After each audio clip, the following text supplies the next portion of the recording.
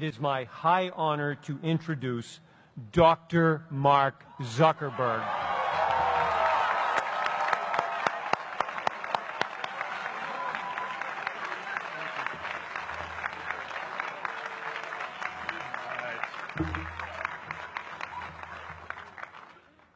Today, I want to talk about purpose. But I'm not here to give you the standard commencement about finding your purpose. We're millennials. We try to do that instinctively. Instead, I'm here to tell you that finding your purpose isn't enough. The challenge for our generation is to create a world where everyone has a sense of purpose.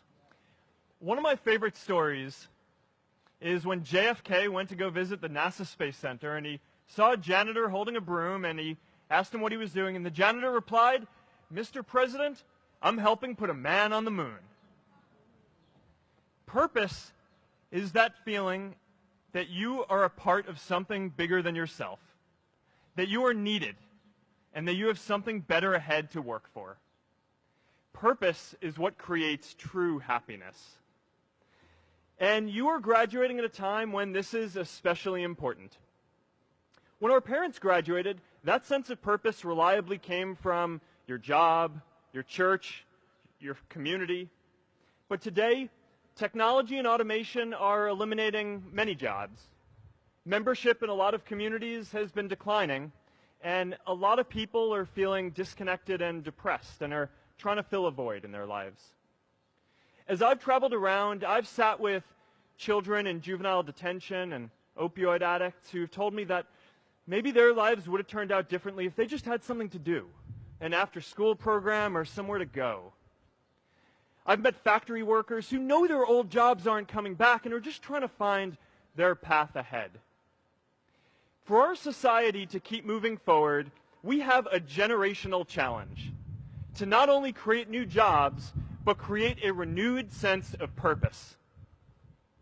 I remember that night I launched Facebook from that little dorm in Kirkland House.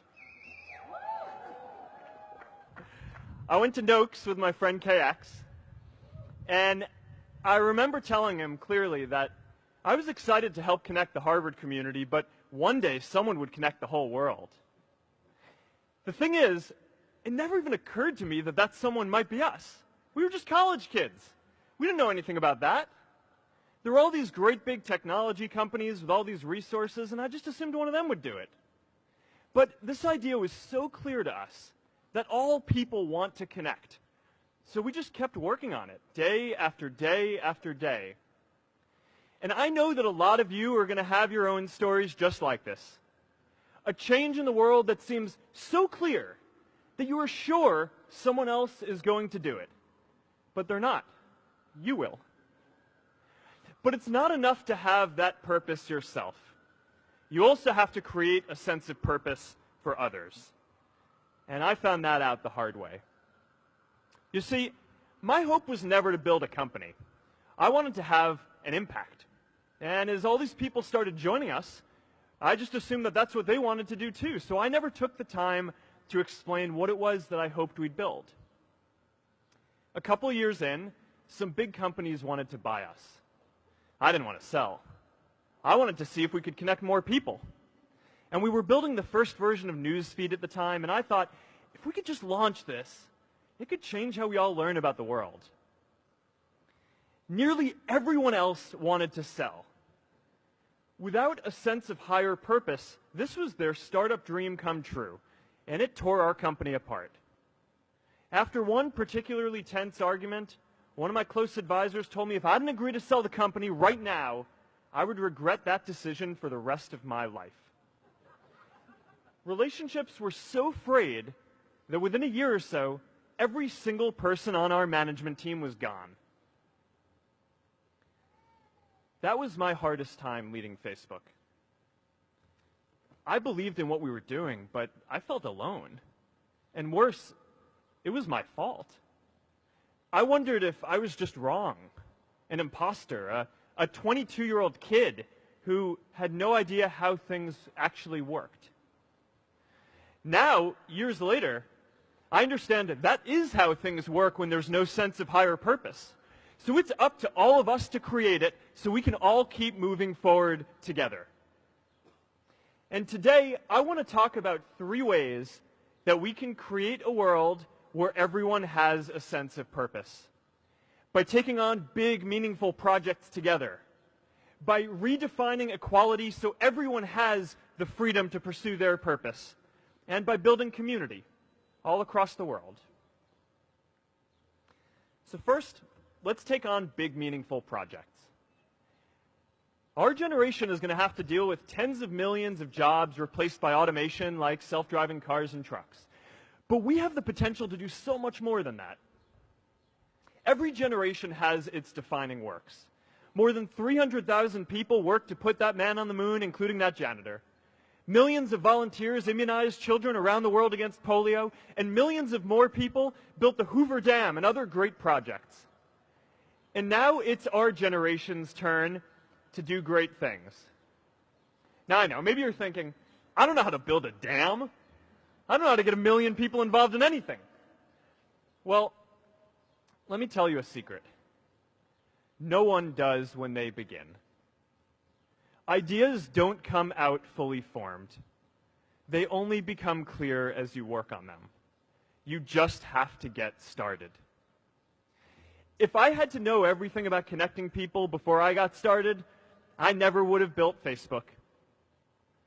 Movies and pop culture just get this all wrong. The idea of a single eureka moment is a dangerous lie. It makes us feel inadequate because we feel like we haven't had ours yet. And it prevents people with seeds of good ideas from ever getting started in the first place. Oh, and you know what else movies get wrong about innovation? No one writes math formulas on glass, okay? All right? That's not a thing, okay?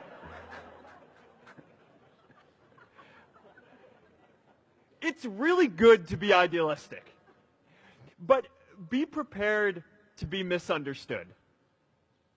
Anyone working on a big vision is going to get called crazy, even if you end up right. Anyone taking on a complex problem is going to get blamed for not fully understanding it, even though it's impossible to know everything up front. Anyone taking initiative will always get criticized for moving too fast because there's always someone who wants to slow you down. In our society, we often don't take on big things because we're so afraid of making mistakes that we ignore all the things wrong today if we do nothing. The reality is, anything we do today is going to have some issues in the future. But that can't stop us from getting started. So what are we waiting for? It is time for our generation-defining great works. How about stopping climate change before we destroy the planet and getting millions of people involved, manufacturing and installing solar panels? How about curing all diseases and getting people involved by asking volunteers to share their health data, track their health data, and share their genomes? You know, today, our society spends more than 50 times as much treating people who are sick as we invest in finding cures so people don't get sick in the first place. It makes no sense. We can fix this.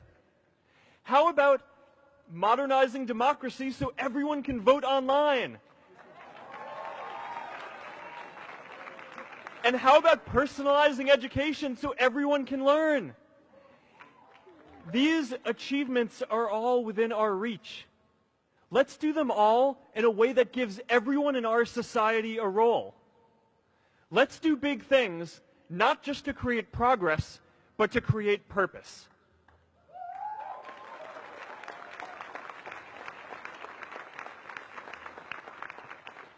So taking on big, meaningful projects together is the first thing we can do to create a world where everyone has a sense of purpose.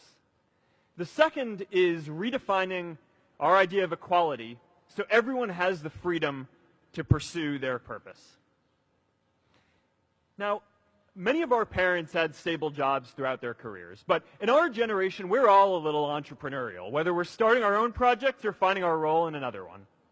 And, you know, that's great, because our culture of entrepreneurship is how we create so much progress. An entrepreneurial culture thrives when it is easy to try lots of new ideas. Facebook wasn't the first thing I built. I also built chat systems and games, study tools and music players, and I'm not alone. J.K. Rowling got rejected 12 times before she finally wrote and published Harry Potter. Even Beyoncé had to make hundreds of songs to get Halo. The greatest successes come from having the freedom to fail. Now, today, we have a level of wealth inequality that hurts everyone. When you don't have the freedom to take your idea and turn it into a historic enterprise, we all lose.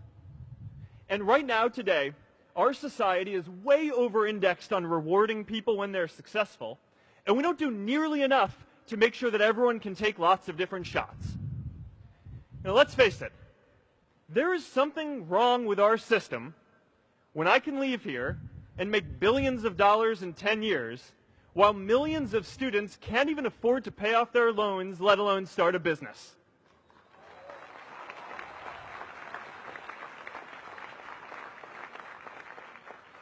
Look, I know a lot of entrepreneurs, and I don't know a single person who gave up on starting a business because they were worried they might not make enough money. But I know too many people who haven't had the chance to pursue their dreams because they didn't have a cushion to fall back on if they failed. We all know you don't get successful just by having a good idea or working hard.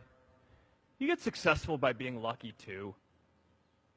If I had to support my family growing up instead of having the time to learn how to code, if I didn't know that I was going to be fine if Facebook didn't work out, then I wouldn't be standing up here today.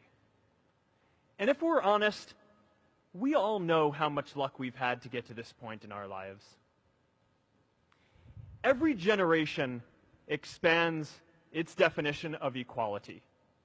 Previous generations fought for the vote and civil rights. They had the New Deal and Great Society. And now it's time for our generation to define a new social contract. We should have a society that measures progress not just by economic metrics like GDP, but by how many of us have a role we find meaningful. We should explore ideas like universal basic income to make sure that everyone has a cushion to try new ideas. We're all going to change jobs and roles many times, so we need affordable childcare to get to work and healthcare that's not tied to just one employer. And we're all going to make mistakes. So we need a society that's less focused on locking us up and stigmatizing us when we do. And as our technology keeps on evolving, we need a society that is more focused on providing continuous education through our lives.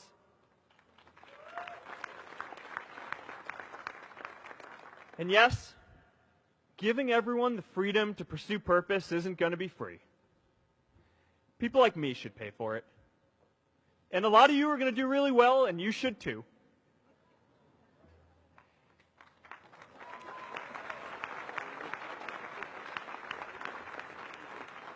That is why Priscilla and I started the Chan Zuckerberg Initiative and committed our wealth to promoting equal opportunity. These are the values of our whole generation. It was never a question of if we were going to do this. The only question was when. Millennials are already one of the most charitable generations in history. In just 1 year, more than 3 in 4 US millennials donated to charity, and more than 7 in 10 raised money for another one. But it's not just about giving money. You can also give time. And I promise you, if you just take an hour or two a week, that's all it takes to give someone a hand and help them reach their potential. Now, maybe you're thinking, that's a lot of time. I'm not sure if I have that much time. I used to think that. You know, when Priscilla graduated from Harvard, she became a teacher. And before she'd do education work with me, she told me that I needed to get my own experience teaching a class. At first, I complained. I said, you know, I'm kind of busy. I'm running this company. But she insisted. So I taught, an after-school program at the local Boys and Girls Club on entrepreneurship. I taught those kids lessons on product development and marketing, and they taught me what it was like growing up feeling targeted for your race, and what it's like having a family member in prison. I shared stories of my time in school, and they shared their hope that one day they would get to go to college too. For 5 years, I've had dinner with those students every month. One of them even threw Priscilla and me our first baby shower. And next year, they're going to college. Every one of them, first generation in their families. We can all make time to give someone a hand. Let's give everyone the freedom to pursue purpose, not just because it's the right thing to do, but because when more people can turn their dreams into something great, we are all better for it.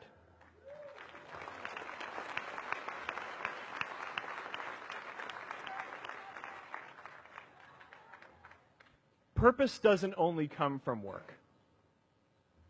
The third way we can create a sense of purpose for everyone is by building community. And in our generation, when we say purpose for everyone, we mean everyone in the world. Now, quick show of hands. How many of you here are from another country? All right, now keep your hands up. How many of you are friends with one of these folks? Now we're talking. See, we have grown up connected. In a recent survey of millennials around the world, asking what most defines our identity, the most popular answer wasn't nationality, ethnicity, or religion. It was citizen of the world. That's a big deal. Every generation expands the circle of people we consider one of us. And in our generation, that now includes the whole world. We understand that the great arc of human history bends towards people coming together in ever greater numbers, from tribes to cities to nations, to achieve things that we could not on our own. We get that our greatest opportunities are now global. We can be the generation that ends poverty, that ends disease. And we get that our greatest challenges need global responses too. No country can fight climate change alone or prevent pandemics. Progress now requires coming together, not just as cities or nations, but also as a global community. But we live in an unstable time. There are people left behind by globalization across the whole world. And it's tough to care about people in other places when we don't first feel good about our lives here at home. There's pressure to turn inwards. This is the struggle of our time. The forces of freedom, openness, and global community against the forces of authoritarianism, isolationism, and nationalism. Forces for the flow of knowledge, trade, and immigration against those who would slow them down. This is not a battle of nations. It is a battle of ideas. There are people in every country for more global connection, and there are good people against it. And this isn't going to be decided at the UN either. It's going to happen at the local level when enough of us feel a sense of purpose and stability in our own lives that we can start to open up and care about everyone else too. And the best way to do that is to start building local communities right now.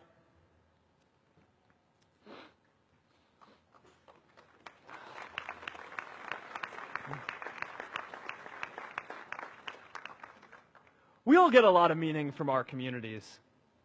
Who here's from Elliott House? How about Lowell? I know you guys found community because you literally live right on top of each other. And Mather? I'll just leave that there. Whether our communities are houses or sports teams, churches or a cappella groups, they give us that sense that we are a part of something bigger, that we are not alone. They give us the strength to expand our horizons. And that's why it's so striking that over the past few decades, membership in all kinds of communities has declined by as much as 1/4. That's a lot of people who now need to find a sense of purpose somewhere else. But I know that we can rebuild these communities and start new ones because many of you already are. I met Agnes Segoye, who's graduating today. Agnes, where are you?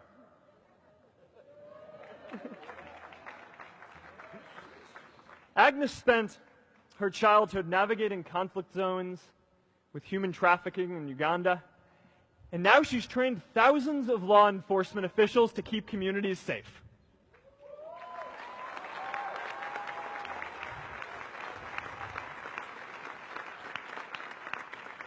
I met Kayla Oakley and Neha Jain.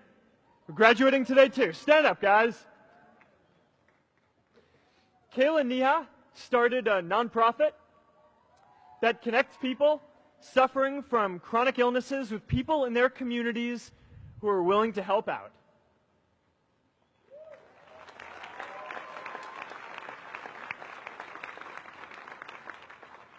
And I met David Razu Aznar, who's graduating from the Kennedy School today. David, stand up. David is a former city councilor who fought to make Mexico City the first Latin American city to pass marriage equality, even before San Francisco.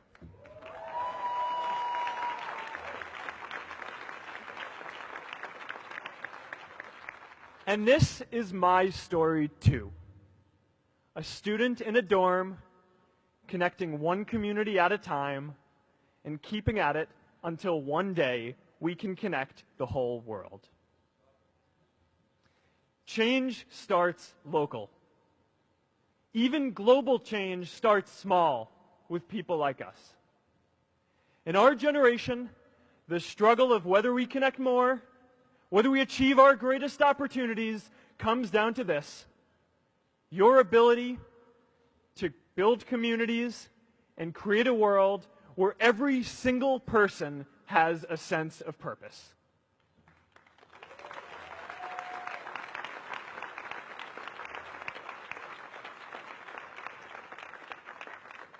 Class of 2017, you are graduating into a world that needs purpose. And it's up to you to create it. Now, maybe you're asking yourself, can I really do this? Well, remember when I told you about that class I taught at the Boys and Girls Club? One day after class, I was talking to my students about going to college, and one of my top students raised his hand and said that he wasn't sure he could go to college because he's undocumented. He wasn't sure if they'd take him. Last year, I took him out to breakfast for his birthday, and I wanted to get him a gift, so I asked him what he wanted, and he just started talking about struggles that he saw other students in his class facing, and finally said, I'd really just like a book on social justice. I was blown away. Here is a young guy who has every reason to be cynical. He wasn't sure if the country he calls home, the only one he's known, was going to deny him his dream of going to college. But he wasn't feeling sorry for himself. He wasn't even thinking of himself. He has a greater sense of purpose, and he's going to bring people along with him. It says something about our situation today that I can't even say his name because I don't want to put him at risk. But if a high school senior who doesn't know what the future holds for him can do his part to move the world forward, then we owe it to the world to do our part too.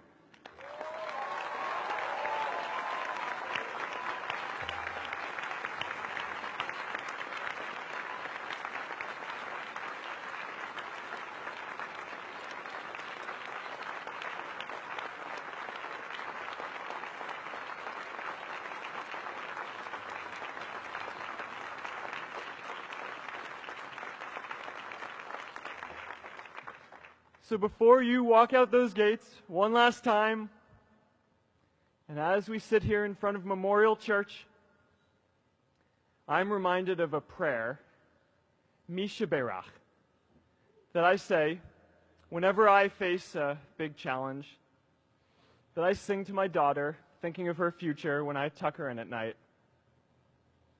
And it goes, "May the source of strength, who's blessed the ones before us, help us find the courage to make our lives a blessing."